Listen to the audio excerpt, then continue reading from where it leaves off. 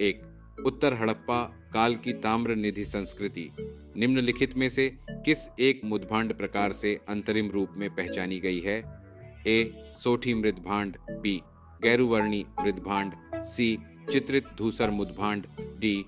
उत्तरी काली पालिश वाले मृद्भांड।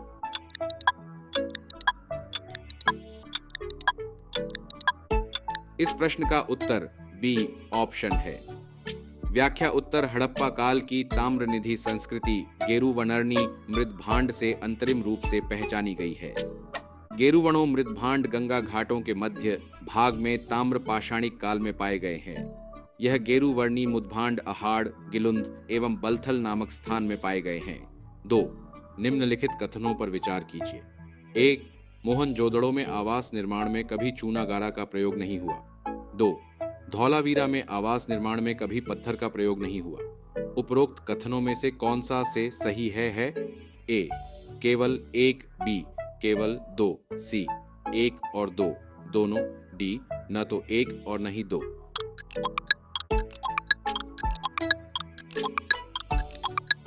इस प्रश्न का उत्तर डी ऑप्शन है। मोहनजोदड़ो में आवास पकाई गई ईंटों से पूर्णतः बने थे। कभी कभी चूने और जिप्सम का भी प्रयोग किया जाता था, जबकि धौलावीरा में आवास निर्माण में पत्थरों का प्रयोग हुआ। धौलावीरा एक दुर्गीकृत स्थल था, अतः दोनों कथन असत्य है। निम्नलिखित में से वह कौन सी नदी है जिससे लोथल का गोदी क्षेत्र एक नहर के द्वारा जुड़ा हुआ है? ए. भारावी, बी. भोगावा, सी. चित्रा, डी. चक्रा।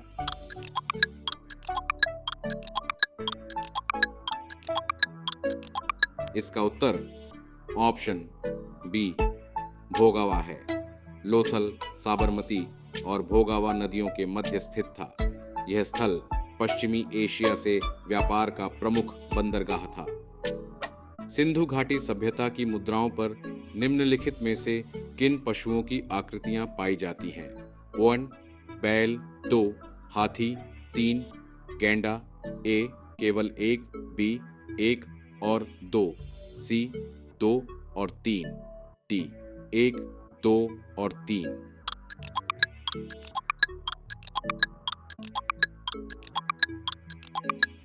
इसका उत्तर ऑप्शन डी है। सिंधु सभ्यता की मुद्राओं पर बैल, हाथी, गेंडा, भैंसा, बकरा और हिरण की आकृतियां पाई जाती हैं। गायत्री मंत्र निम्नलिखित में से किस ग्रंथ में मिलता है? ए. ऋग्वेद, बी. सामवेद, सी. यजुर्वेद, डी. अथर्ववेद।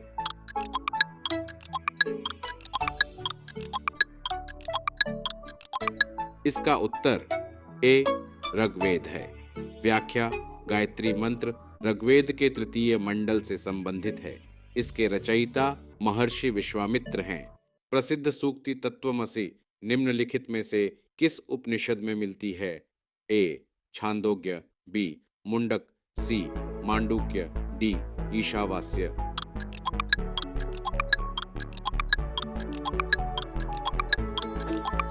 इसका उत्तर ए. छांदोग्य उपनिषद है। व्याख्या तत्वमसि तू वही है छांदोग्य उपनिषद में मिलती है। यह वेदांत दर्शन का एक महत्वपूर्ण सिद्धांत है जो आत्मा और ब्रह्म के अभिन्न होने की बात करता है। राजपत्र कपड़े पर अथवा ताम्र पट्टिका पर लिखे जाते थे। यह कथन किस स्मृति में मिलता है? ए. मनुस्मृति, बी. पाराशर स्मृति, सी. याज्ञवल्क्य स्मृति, डी. शंख स्मृति।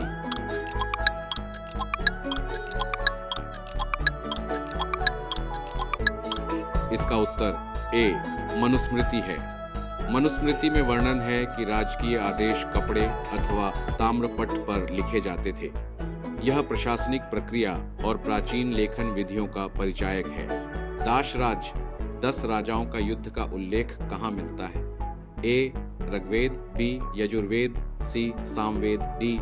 इनमें से कोई नहीं।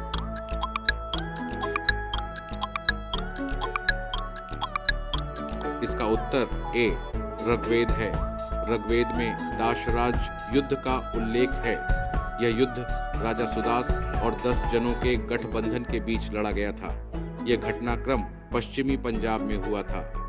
किस वैदिक सूक्त में 4 वर्णों के उद्गम का संदर्भ मिलता है? ए. उषस, बी. पुरुष सूक्त, सी. नासदीय सूक्त, डी. आरण्याणी सूक्त।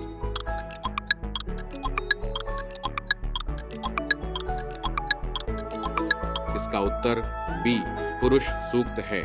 पुरुष सूक्त ऋग्वेद के 10वें मंडल में 4 वर्णों ब्राह्मण, क्षत्रिय, वैश्य और शूद्र के उत्पत्ति का वर्णन मिलता है।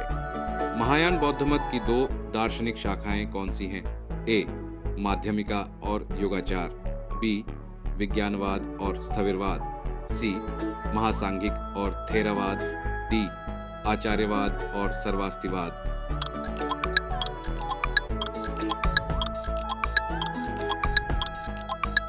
इसका उत्तर ए.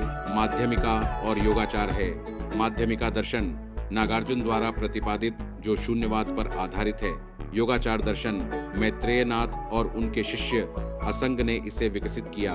यह चेतना के महत्व पर जोर देता है। जैन धर्म के 22वें तीर्थंकर कौन थे? ए. पार्श्वनाथ, बी. ऋषभदेव, सी. अरिष्टनेमि, डी. नेमिनाथ।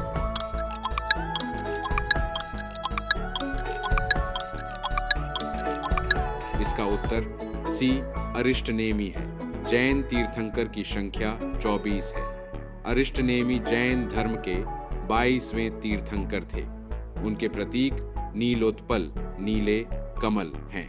बुद्ध के अवशेषों और स्तूप चैत्य निर्माण का विवरण सबसे पहले कहाँ मिलता है? ए. मिलिंद पन्हो, बी. मध्यम निकाय, सी. महापरिनिब्बाण सुत्त, डी. ज्ञान प्रस्थान सूत्र।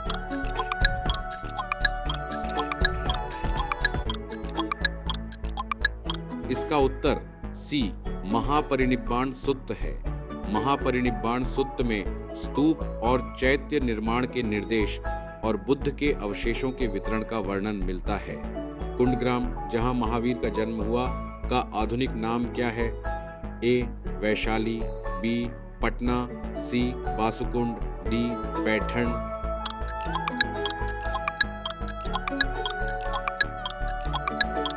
इसका उत्तर सी. बासुकुंड है। कुंडग्राम का आधुनिक नाम बासुकुंड है, जो वैशाली जिले में स्थित है। यही महावीर का जन्म स्थान था। धन्यवाद दोस्तों। उम्मीद है कि यह वीडियो आपके लिए उपयोगी साबित हुआ होगा। अगर आपको यह जानकारी पसंद आई हो और आप ऐसे ही और वीडियो चाहते हैं तो लाइक और शेयर करना न भूलें। हमारे चैनल को सब्सक्राइब करें और बेल आइकन दबाएं ताकि आपको हमारे सभी नए वीडियो की जानकारी सबसे पहले मिले। अगर आपके पास कोई सवाल या सुझाव है तो हमें कमेंट सेक्शन में ज़रूर बताएं। आपकी सफलता हमारी प्रेरणा है। अगले वीडियो में मिलते हैं। तब तक के लिए पढ़ाई करते रहें और अपना ध्यान रखें। धन्यवाद। जय हिंद, जय भारत।